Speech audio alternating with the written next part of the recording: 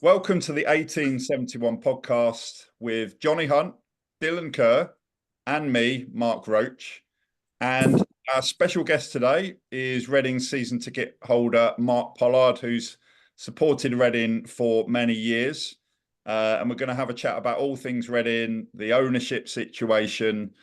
It's getting a bit boring now, but we're going to talk about that and Saturday's game against Huddersfield. So firstly, hello, Johnny. Hello, how are we all? I'm good. Dylan, hello in South Africa. How you doing? Good to be back, and I'm going to change. I think I'm a bit too dark this side, so I'm going to change All right. the camera. So we'll wait for you. Oh, that's better. Yeah. I prefer the old one. Yeah. and a warm welcome to Mark. Thanks for joining us, Mark. That's okay. I feel a bit done in looking at the pictures of South Africa, and here we are in rainy Twyford, but never mind. Yeah, there you go. So, Mark, you're a Reading season ticket holder. How long have you supported Reading for? I've had a season ticket, must be nearly 25 years. Yeah. Been a bit of a follower before then, so seen the highs, the lows, and the low lows at the moment. And you saw Dylan play, didn't you? Yep. You saw that season. Saw that season, yeah. Good side, that side. So Mark, as you just mentioned there, you live in Twyford, and you run a travel agency which is called Where Would You Rather Be, which I think is very appropriate for Reading fans at the moment. We'd rather not be in this situation. So and it's quite interesting to get a perspective from you, Mark, because one thing that being a travel agent has in common with Reading FC was having obviously a really tough time through COVID. So I'm guessing you have an inkling, perhaps a reasonable understanding of how COVID will have affected not just Reading, but clubs up and down the country, especially the lower league clubs. But what was it like being a Reading fan through COVID? Well, I mean, it was very difficult. Well, no, I'll rephrase that. To me, I enjoy live football. So it's all about seeing some mates, going to the stadium, watching the game live. So that was a big part missing. Obviously, we could listen to the commentators on Radio Berkshire, etc., but it's not the same as being at the stadium. And we certainly went. I remember there was one game we went to. It was when lockdown eased, and I think they only opened the East Stand, and we were sort of sat like a checkerboard, seats between rows front and back empty, but it was just nice to be back at the stadium. I mean, to me, it's all about the atmosphere when you're sat in that stadium. Although I do remember there was one game where we scored after 9 seconds. That was pretty good. That was away to Blackburn, wasn't it? I think in I think it was an away though. But yeah, I'm talking about the home jobs. It was just nice to be back at the well, whatever we like to call it, the SCL these days. Yeah. Yeah, and it's been, I think it's fair to say, pretty much all downhill since then. Just I don't know how long you've got, but as a fairly brief summary, what do you make of what's gone on at the club, particularly in the last year or so? Well, I mean, there's only one word that describes it. It's a mess. And I mean, like the recent news. I mean, like how's it just? It's out of control almost, isn't it? It's just spiraling. We think there's light at the end of the tunnel, and then we go around a curve and that light disappears. It appears. But I mean, it's been a mess ever since the John sold out to the Russian, really, hasn't it? And it's never recovered from that. So just one bad deal after another, really.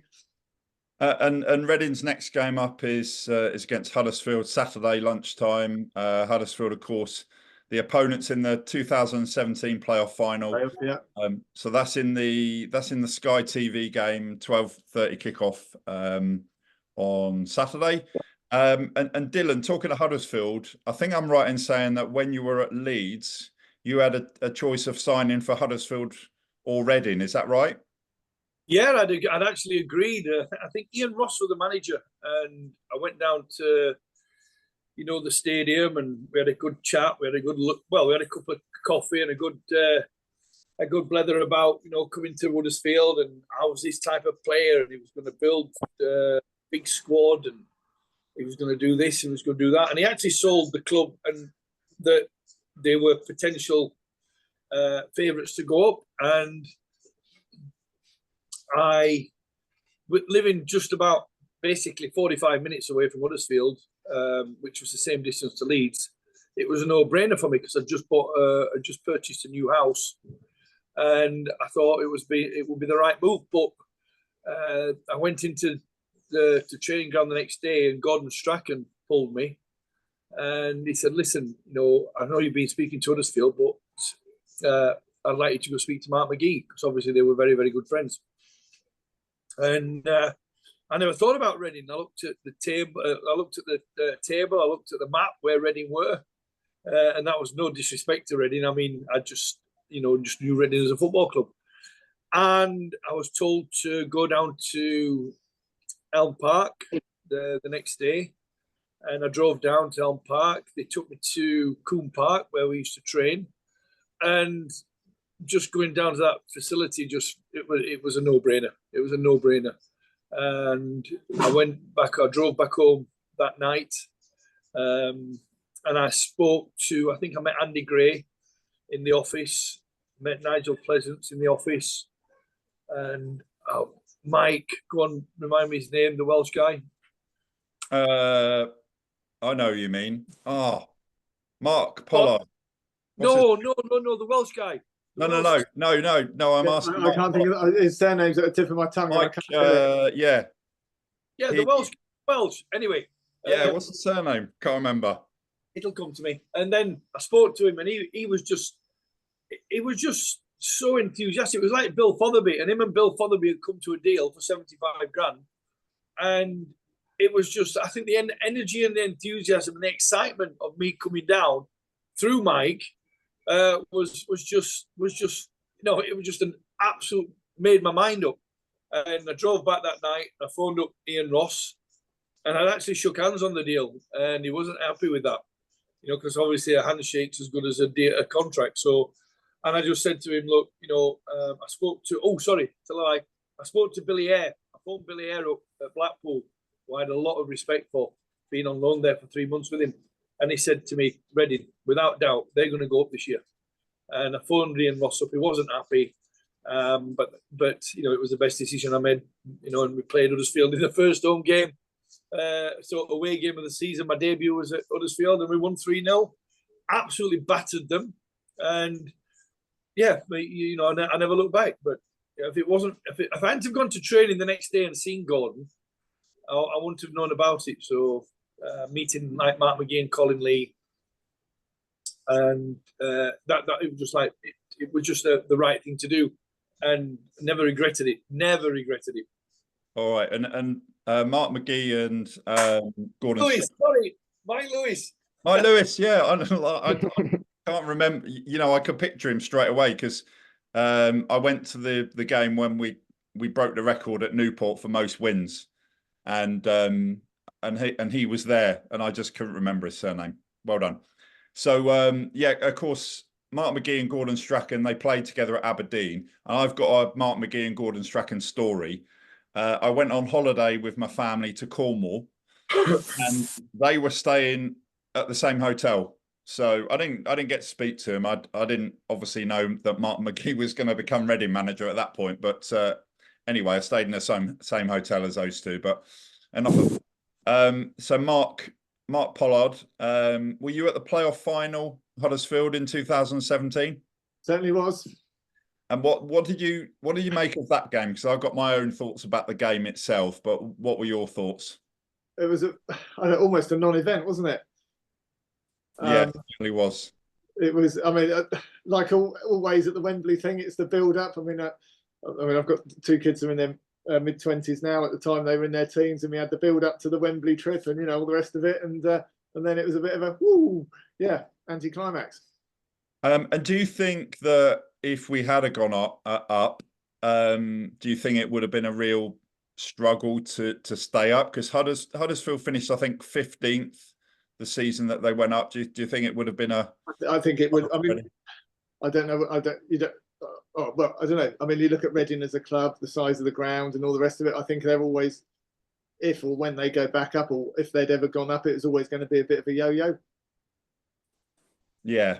And Huddersfield were relegated from the Premier League after 2 seasons. So and they were relegated from the Championship last season. So they followed, you know, a reasonably similar path to Reading. And Johnny, come to you now.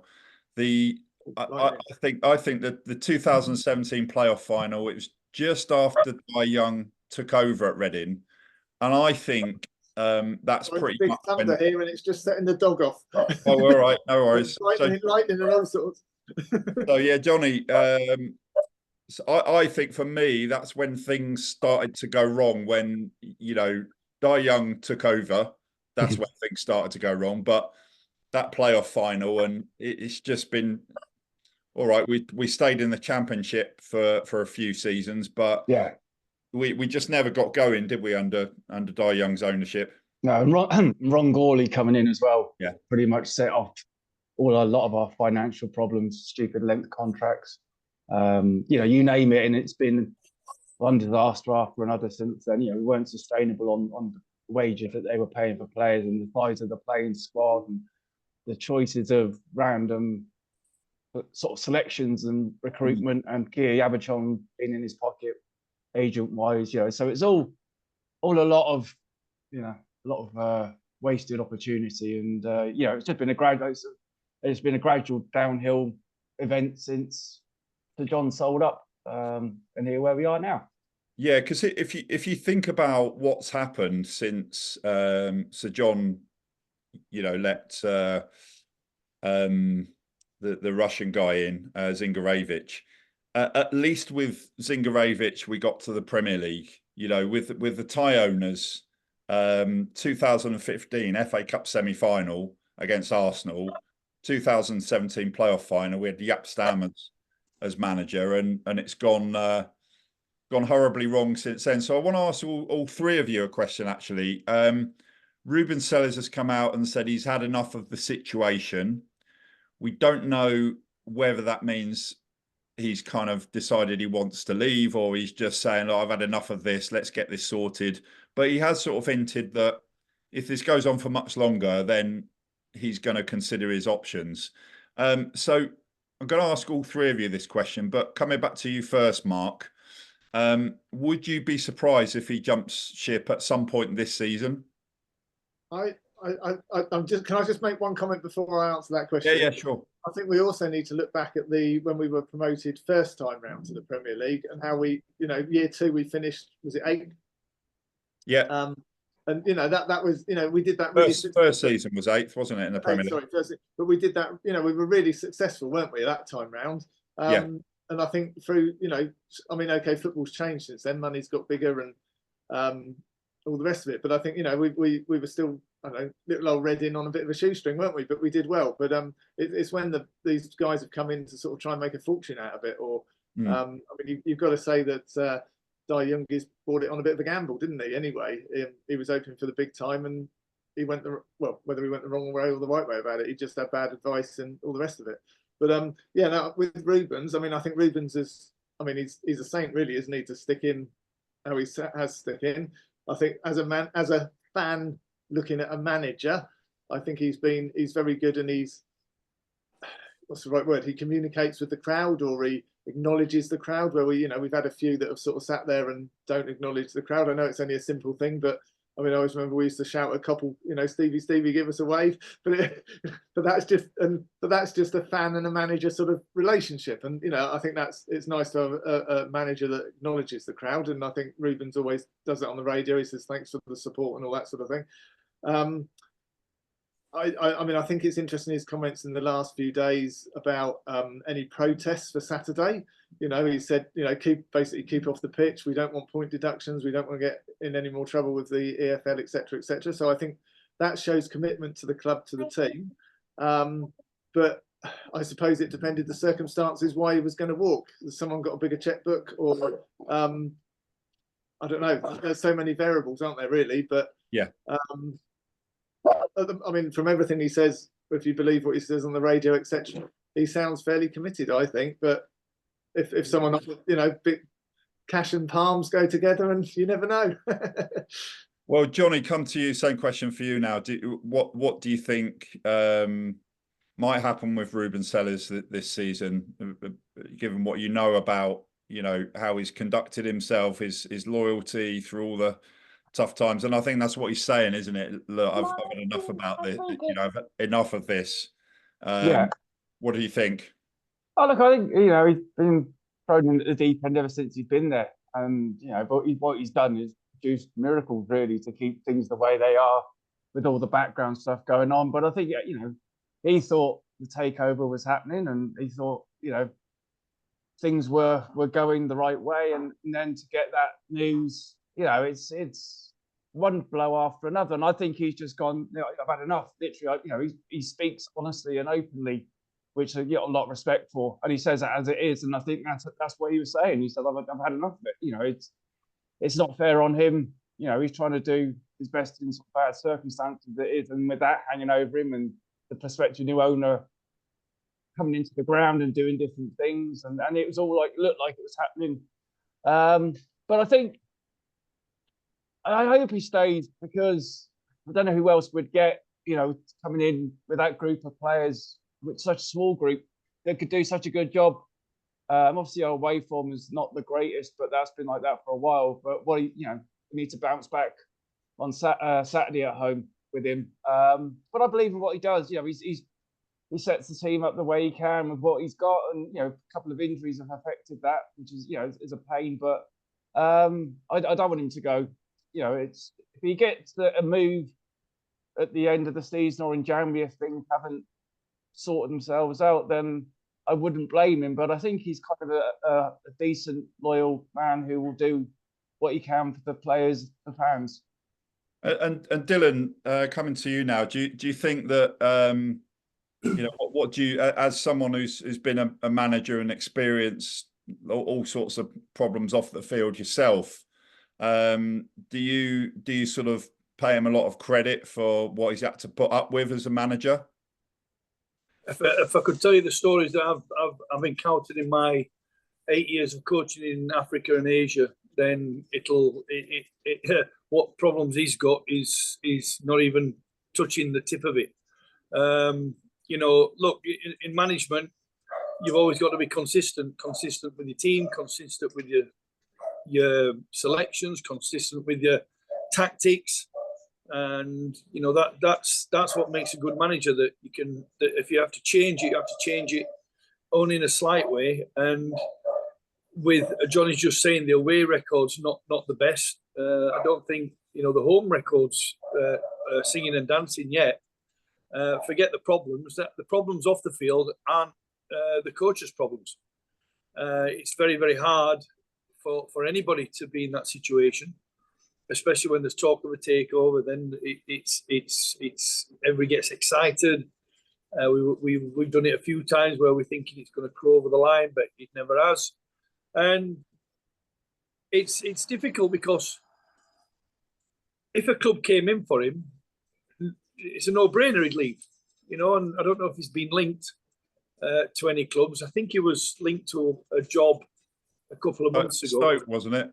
But that was, I think that's just a rumour, wasn't it? That was a rumour because I couldn't remember what team it was. Because the day that the rumour came out, the manager was sat in the crowd watching the game. Oh, sorry, the next manager. So you've got to look at two possibilities. That if he wants, he's not going to go. He'll not leave Reading. If there's no job, believe me, he's not going to leave. Your principles, your ethics, whatever you wanted to say about the game, you don't leave. If you're at a football club in the UK, you try and grind out results. You try and get the best out of your players, and you try and, like I said, become consistent. And that's how football teams are now. It's that consistency level. You only have to look at Wrexham. Yes, Wrexham have got money. They've got the backers. Fantastic what they've done. But when you watch them against Birmingham, it was men versus boys, really. Birmingham gave them a football lesson. Wrexham just huffed and puffed. But they're consistently getting results at home. They're consistently getting performances. One defeat in 3 or 4 is not bad. But, where Reading, we expected to win at Leyton Orient. We didn't. I didn't think we'd have a chance against Bolton Wanderers, especially, with Bolton being beat the previous week against Huddersfield 4-0 at home. So, there's a lot of expectations now on Ruben he's got to take himself away. He's got to take himself away from the politics of what's happening at the football club. Concentrate on his small squad, on his young squad, on the players he's got. Get them players to motivate themselves and each other to make this club an attractive buy for an American investor, which apparently I speak to a lot of agents, Imre Varadi for one, he's not an agent anymore, he's a club liaison kind of officer, which means he looks for potential investors in football clubs. He's already done Bournemouth, he did Newcastle, he had something to do, I can't remember the other team that's just been bought over by an American. Could have been St Johnson. But he tries to sell clubs to investors, and if you haven't got a good, portfolio to give to an investor that says, hang on, this is what we see you as an investor, then nobody's going to be banging down the doors. We're still, I don't know if you guys have heard why the deal broke off. I still haven't heard. Again, no transparency, no appreciation for the supporters. We're all sat here as Reading fans and we still don't know. So I think Ruben's got to look at getting himself a bit more consistency with his squad, with his players, and he's got the support of the fans. The fans, as Mark said, they love him. It's just now, try and get results, grind results. Don't play the prettiest football, just get the results, get 3 points, get 1 point away from home, and build a momentum. Yeah, so Reading currently 17th in League One after this week's results with 7 points. So it's 2 wins and a draw from 6 games. They've lost their last 2 games against, at the time, were struggling League One teams, and they've lost 3 of their last 4 games. And Huddersfield are up in 5th. They've got 12 points from 7 games, 4 wins and 3 defeats. But like Reading, they've lost their last 2 games, I think, and lost 3 of their last 4. So, Mark, it's been a strange set of results because we've beaten Charlton, who are currently 4th in League One, going really well, pretty much apart from the result at Reading, 2-0. But then we go and lose to Leyton Orient, who were bottom of the table. 4 defeats in a row, I think it was, at the start of the season, and then they beat us. And then that result at Bolton, they were either at the bottom or near the bottom when we played them at the weekend. Obviously, Huddersfield doing well, had a good start to the season. How do you see Saturday's game going? Mark, sorry, before you answer that, Mark, let me ask you a question. Do you think the opposition now come to Elm Park, Madejski, whatever it's called now? I'm with you, Mark. I call it Madejski. Yeah. Do you think teams now playing against Reading are frightened to come to the stadium and just sit back and defend and hopefully get an attack? Do you think when Reading goes away, do you think the management and the opposition players are going like that? Oh, Reading, no, listen, their minds have, their minds have gone. There's all this turmoil. Listen, let's fire into them. Do you? Because for me, I think any opposition now that play against Reading will look at the results, look at the inconsistencies, and think there's 3 points here. They got a chance, but that's the difference. I think is because years ago we used to call it Fortress Madejski, didn't we? Yeah. And it hasn't got that title anymore, has it? But don't you think that's all related all around it? It's very interesting what you were saying about Rubens, but Rubens, other than a coach and manager, in many ways he's become the face of Reading Football Club, hasn't he? Because there's no one else in the boardroom or higher up the scale giving a public comment. Mark, the last game I went to, well, I think it was Barnsley, no, it wasn't. It was Northampton. This was last year. Yeah, and I went into whatever lounge Ron Grant took me into. There was 9 people in there. Usually there's about 40, 50 people back in a couple of years before that when I used to go. Then I went into all the boxes. I would say 80% were empty. Then I go to the lounge where I think it was the President's Club. The same people that were at Elm Park in the Directors' Lounge, in our Sports Lounge, were the same people in that, and the Reading diehards. And then I went into the Chairman's Lounge. I saw Sir John, I saw Mark Bowen, and I met a couple of other people that were there. But it was like, it used to be full. And people used to be having banter, and you could have a chat with different people, go from table to table. I think there was about 10 people in the Chairman's Lounge. You know, and within 5 minutes of me being in there was Sir John, some lady that he knew, and Mark Bowen, and that was it. You know, the dynamics of that football club, you know, for me, had changed just like that. You know, it goes down to so many things. I mean, I always remember, going back quite a few years ago now, you may remember it was an FA Cup replay with Man United. It was in the Lita door, you know, that those days. And I always remember them saying that I mean, my son was quite young at the time, and I remember sitting there and they said, oh, the attendance tonight is 24,000 and I can't remember what it was, 30 something or something. And we're like, only sees 24,000. How did the extras get in? But it was like that. It was, and if I couldn't go, I could say to someone, do you want my season ticket on Saturday? And they'd take it out your hand. Whereas now I say to someone, I can't go. Do you want to use my season ticket? Yeah. And that's the whole, as you say, the whole dynamic of the whole thing. But I mean, that's all. I mean, I don't know. Maybe it's just negative, isn't it? It needs some positivity to drive it forward. I mean, it's like this. I mean, you'll know better than me. But if you're on a winning streak, you're more likely to win. That's it as well, Mark, isn't it? That, you know, it's obviously we were playing in the Premier League. We were challenging for promotion. Johnny, I want to bring you in now. You know, as a Reading fan to another Reading fan. You know, is there anything you want to talk to Mark? You've been following Reading for similar length of time, but is there anything that you want to ask Mark about being a Reading fan, or the state of the club, or the Huddersfield game at the weekend? You know, over to you, really. I'm going to say, how's your mental health? That's one of the main ones. Dog here. I'm stroking my dog to stop it barking at the thunder and lightning, so it's my support dog. I'm all right. Yeah.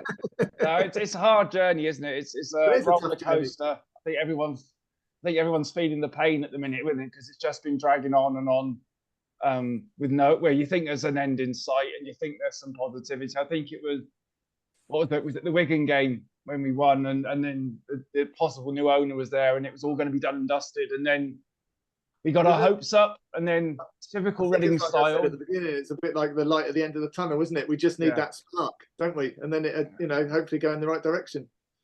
I think looking at the positives though, isn't it? The under 21s, you know, beating Ajax in the week, you know, and the young players that are coming through at the club, that's still a positive, you know, and they're having to play probably more first team games than they would normally. But I think, you know, that's given them the chance to grow up. You know, they're going to make mistakes, but that's the way it is. You know, what do you go to see the under 21s?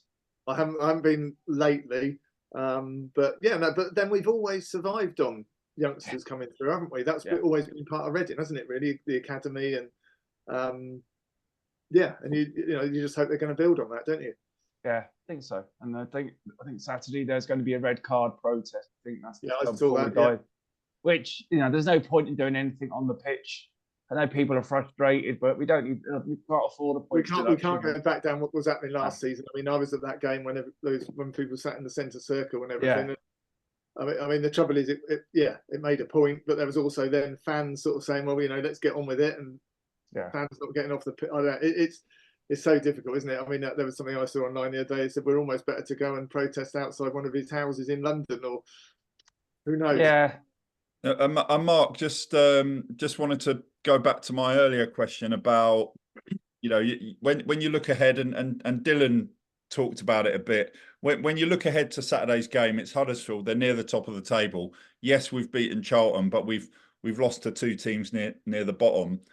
You know, it's really difficult to predict what, if you like, without being disrespectful. But they're a young squad, and it's kind of which team turns up on the day. Do you think Yeah, no, I mean, I always say, I mean, I you know, I go with a couple of friends, and we always, it's literally, the comment is anything could happen, and you just don't know what's going to happen, do you?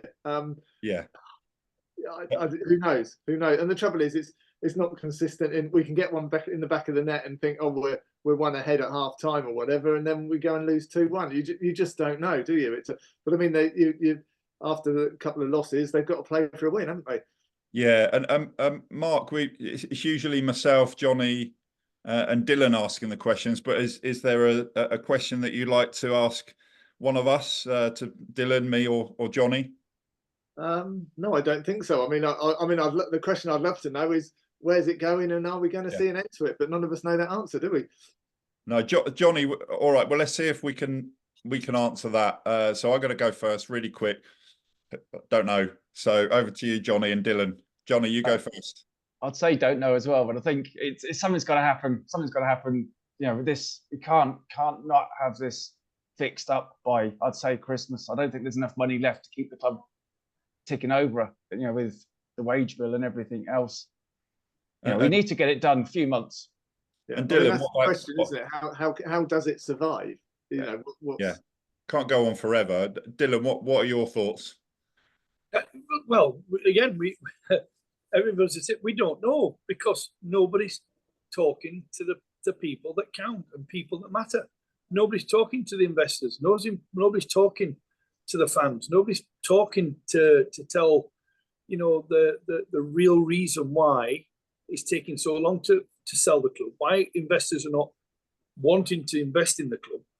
And we can always think it's, you know, he's being greedy, or he wants this, or he wants that. We don't know. And unfortunately, in football, it's the fans that count, it's the fans that matter, and the fans need to be told. As simple as that. And Dai Young is getting absolute dog's abuse on Twitter. You know, I'm not, and my social media on Facebook, I don't look at it anymore, because, you know, there's a lot of negativity against Reading Football Club because of the chairman. Now, the chairman is invested a lot of money in it. You can't blame him for that. It's not worked out for him, like Mark said earlier. He's come with his big ambitions of being a Chinese multimillionaire in the Premier League, and in multi-million year broadcasting rights to the Premier League. It's not worked. Is it his fault? Is it the club's fault? Is it the player recruitment, as Johnny said, with that agent that were bringing in players that weren't good enough, with the giving contracts which were way over the top of what Reading can afford? We said it time and time again. It needs to be transparent. He needs to tell the Reading fans. Very quiet, isn't it? It's very quiet. So it is too quiet, and everybody keeps guessing, and the statements, Reading fans putting statements on. I'm an admin of one of the Reading sites on Facebook. I don't go onto it now, because I don't want to get into that nastiness, you know. But what I would want is, you know, clarity, information. Mr. Young, tell us what the reason is. Who you're looking to buy? It's not going to happen, though, is it? We're not going to hear from him. I think that's the reality. And Johnny, coming to you now. Obviously, we'd all like to see a new owner. We'd like to see some progress. But like Dylan says, you know, at the moment, it's just too quiet. I mean, what are your thoughts about, you know, like the protest on Saturday at the Huddersfield game, whatever shape or form that will take it? You know, how much of a difference can that make, do you think? I think it's just making it still be out there, you know, and I think that's all we can do, because no one knows where he is, and no one knows what's going on. And, you know, the sell before we die, they're kind of caught in a hard place as well, because, you know, they've been trying to get, you know, flag up the club as a good sell, and then we think we have that, and then that's gone through, and like, you're literally gone back to square one. You know, from a year ago, we're literally back there again. So, you know, all the things that worked, and they did work, you know, the march, the pitch invasion, and all the other things, got it out there in the public eye, but it still hasn't fixed the problem. And the problem is the owner, and the owner needs to be gone. So, you know, there is apparently other investors that are interested, but I'm just not convinced that he's going to let it go. You know, we've been this close and it didn't happen. Somebody else come in. He's not going to get stupid amounts of money to the club because it's not worth that at the minute. But I know it's complicated. Because we're in League One. Apart from anything else, we're in League One now. Yeah, and it's complicated because I think, you know, there's issues around who owns various parts. That's an issue, isn't it? Yeah. Mark, just want to bring you in again. What do you, again, it's like, how long is a piece of string? It's an impossible question to answer, but I'll ask it anyway. What do you think might happen, you know, between now and Christmas, between now and the end of the season? What's your kind of best guess? Well, I haven't got a clue, to be honest, because as we said, it's been going on too long. We're this close and then it goes away. I mean, you hear comments that Youngie, yes, he's put 40 million in, whatever it is. To him, it's small change. Who knows? You know, he's prepared to let it go for 40 million, whatever it is. I mean, hear people like Sir John say on the radio, you know, he's a wealthy man, successful businessman, but he's not wealthy enough to own a football club anymore. You know, so I mean, we've got to be looking overseas. I honestly don't know where it's going. I mean, I think like we've just said, I mean, you just hope it survives past Christmas, and you know, the track record of Youngie is terrible in other sports clubs he's owned, and you just hope that Reading doesn't become another statistic. Yeah, all right. Well, thanks to you, Mark. Thanks for joining us. Thanks to Johnny and Dylan. We're going to leave it there because we could talk about this until the cows come home. But ultimately, the answer to Mark's question earlier is we don't know, and the reason for that is it's very, very quiet, and we can all just as Reading fans hope. So thanks to all three of you, to Johnny, to Dylan, and our special guest Mark. And I think we're all going to need a holiday after this is all over, Mark. So we might be sending a few people your way. But thanks a lot, and we'll see you all on the next episode.